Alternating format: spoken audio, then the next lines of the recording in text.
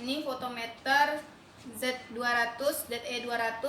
Ini digunakan untuk mengukur kimia air, kemudian warna, bisa juga untuk mengukur boraks, formaldehyde, kemudian metil yellow dan rodamin B untuk pada makanan. Nah, ini namanya particle counter. Ini particle counter ini digunakan untuk mengukur kadar debu di ruangan. Nah, kemudian kalau yang ini namanya light meter. Nah, ini gunanya ini untuk mengukur pencahayaan ruangan. Biasa digunakan untuk inspeksi sanitasi sekolah. Nah, kalau kemudian pesantren juga bisa. Nah, ini adalah batang pengadu untuk mengadu reagen yang akan kita periksa, misalnya kimia air, misalnya aluminium atau Fe. Jadi kita pakai batang pengadu ini. Kemudian ini adalah pipet tetes steril yang digunakan untuk mengambil sampel. Contoh kita pemeriksaan mikrobiologi air, kita pakai ini. Nah, ini adalah aquades untuk pencampur, melakukan pemeriksaan kimia. Kemudian ini adalah tub 10 mili untuk pemeriksaan yang digunakan ke dalam fotometer. Nih, dalam fotometer. Kemudian ini adalah pH meter untuk mengukur pH air. Ini TDS untuk mengukur partikel air, suhu dan kelembapan. Kemudian ini botol sampel yang sudah disterilkan terlebih dahulu. Kemudian ini adalah bunsen. Ini adalah untuk kalibrasi, ini untuk mengukur ini setelah kita melakukan pemeriksaan, kita masukkan ke inkubator. Ini adalah inkubator. Nah, kemudian ini NaCl. Sebenarnya kita kalau sebelum melakukan pemeriksaan air, kita harus kalibrasi dulu alatnya. Kebetulan pH buffer saya tidak punya, saya kalibrasi menggunakan NaCl. Kebetulan tadi malam sudah saya kalibrasi. Nah, ini CF, ini ada dua, itu CF sama TC. Kalau TC untuk pengukuran udara dalam ruangan, mikrobiologi udara dalam ruangan. Kalau yang CF ini adalah untuk pengukuran air, E. coli dan coliform air.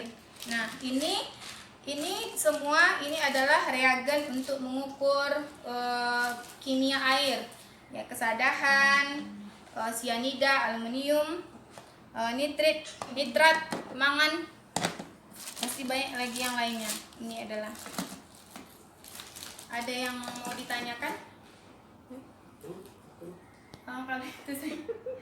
Kalau itu saya kurang tahu alatnya, Bu. Ibu yang lebih paham. Udah? Udah. Oke, lanjut ya. Kalau kita alat yang saya bawa ini termometer, digital termometer infrared. Gunanya memang kita untuk ke wilayah perairan, yang mana bedanya dengan termometer yang satu lagi. Kalau ini termometer untuk ruangan. Jadi ini memang diletakkan di ruangan. Kemudian dia bisa membaca, selain dari suhu, dia ada jamnya juga. Jadi ini memang otomatis untuk di dalam ruangan. Bedanya dengan termometer digital yang satu ini dia bisa membaca 2 titik. Kita ambil di hulu sama di hilir, kemudian ada rata-ratanya. Jadi ini memang biasa dipakai untuk ke lapangan. Kemudian kalau yang ini adalah pH meter. pH meter ini ada kalibrasinya sendiri, air sterilnya. Nanti dia akan kita ambil sampelnya di sini. Setelah kita ambil sampel, kita masukkan ke sini, nanti dia akan membaca pH-nya. Kelembapannya juga akan terbaca di sini. Kemudian ada sound level meter. Sound level meter ini untuk mengukur kebisingan, baik di tempat luas, di dalam ruangan, di industri. Nah, ini biasa kita gunakan sound level meter. Kemudian tadi ada lux meter. Kalau Bu Wenda ini namanya light meter. Nah, jadi sebenarnya fungsinya sama. Kalau ini dia lebih portable juga. Kalau ini dia besar, kapasitasnya memang besar. Kalau ini yang simple kita bawa ke lapangan. Jadi dia punya kekhususan sendiri. Jadi kalau lux meter ini dia standarnya 85 desibel. Jadi kalau di atas 85 desibel itu tandanya udah bising, ya. Jadi ada kelebihannya juga, ada kekurangannya. Kemudian ini ada turbidimetri. Turbidimetri ini fungsinya untuk mengukur sebesar apa kekeruhan yang ada di perairan. Jadi sampelnya kita ambil, nanti kita masukkan ke dalam ini, kemudian dibaca oleh alat. Jadi sekarang alatnya canggih ya. Kalau dulu kita masih gunakan sederhana dengan menggunakan paralon sama tutup cat. Masukkan ke dalam air sampai batas apa dia, kemudian diukur pakai meteran. Nah, sekarang kita udah bisa menggunakan alat ini. Oke, sampai di sini ada yang mau ditanyakan? Untuk tem ruangan, Iya. tempe di ruangan. Nah, ini gunanya untuk pH meter. Nanti sampelnya kita ambil, kita analisis pakai ini. Ini air sterilnya untuk kalibrasinya. Kemudian kalau ini untuk pengukur suhu.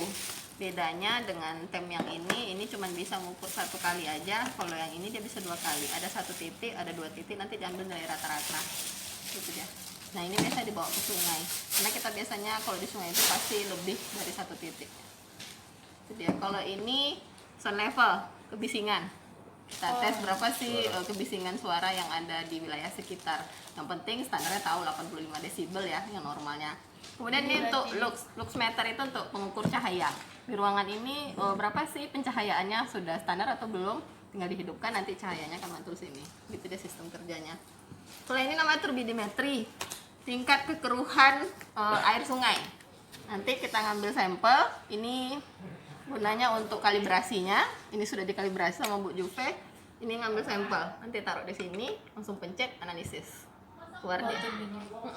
Kalau dulu zamannya Wenda sama saya pakai tutup ember, cat, tutup cat pakai paralon, masukkan ke dalam air.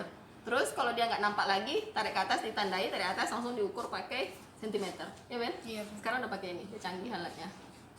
Belum lagi Pak, belum mulai lagi. Ini ibu youtuber ya. Mana yang lainnya? Kita pendahuluan dulu ya. Lagi beli nasi Bu. Oh. Teman siapa Uci sama Reni. Sabar ya Pak, teman-teman lagi nunggu nasi. Nah, dia mirip kayak gini nih Ben, DO tuh. Oh ya, kalau ini untuk ruangan aja nih Bu, pengukuran pencahayaan ruangan. Pakai ini. Kayak ini ya. Iya. Kalau ini udah langsung. Kalau kami simple. inspeksi sanitasi ke sekolah kan, Iya. pakai ini. Ini? Ini untuk fotometer, pemeriksaan warna air sama kimia air, kemudian formalin, boraks bisa. Berarti Makanan fungsinya udah kayak spektrofotometri simple ya.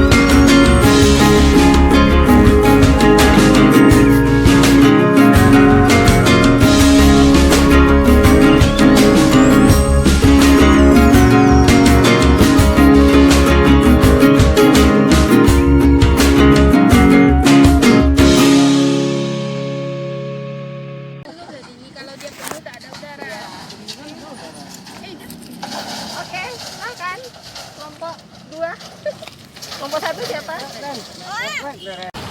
Ambo kambian Pak, udah suka. Kapan saya pulang? Hai, baju basawe. Cuman contohnya lagi. Anggap aja. Ini kan harusnya kemari, jadi harus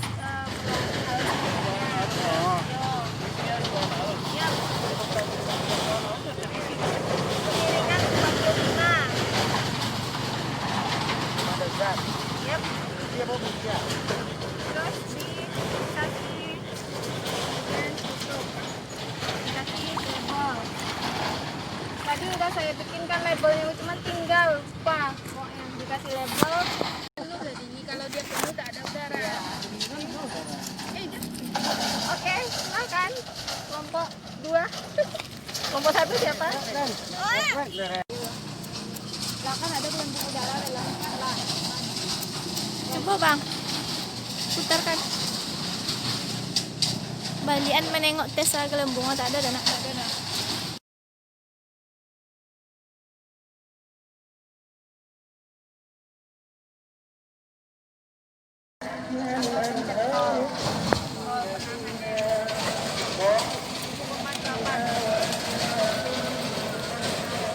Sudah. Minimal maksimal. Maksimalnya 7,9. Maksimalnya. pH-nya. Yang air ini Iya. Berarti minimalnya tadi boleh dirata-ratakan. terus minimalnya Normal atau normal? Ini maksimalnya. Minimalnya 7,8. Jadi itu masih normal kan? 7,8 Ya, sampai masih. 7,9. Catat ya. pH air bersih itu 6,5 sampai 8,5. Ya. Coba tes pakai ini ya. Nah, yang ngebaca, kita klik hold. Jadi dapat 7,55, suhunya 25. 7,55, suhunya 25. Oke. Nah,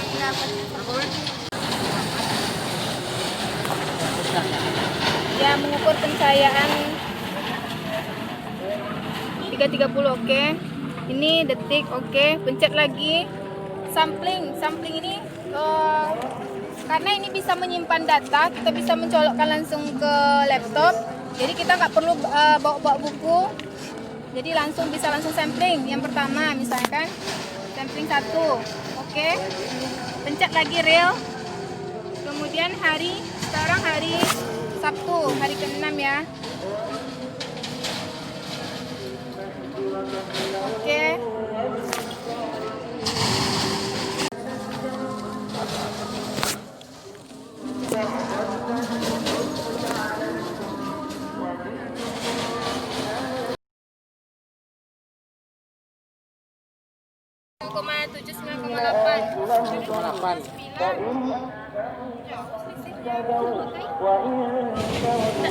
mana sekarang yang patokan yang ini kan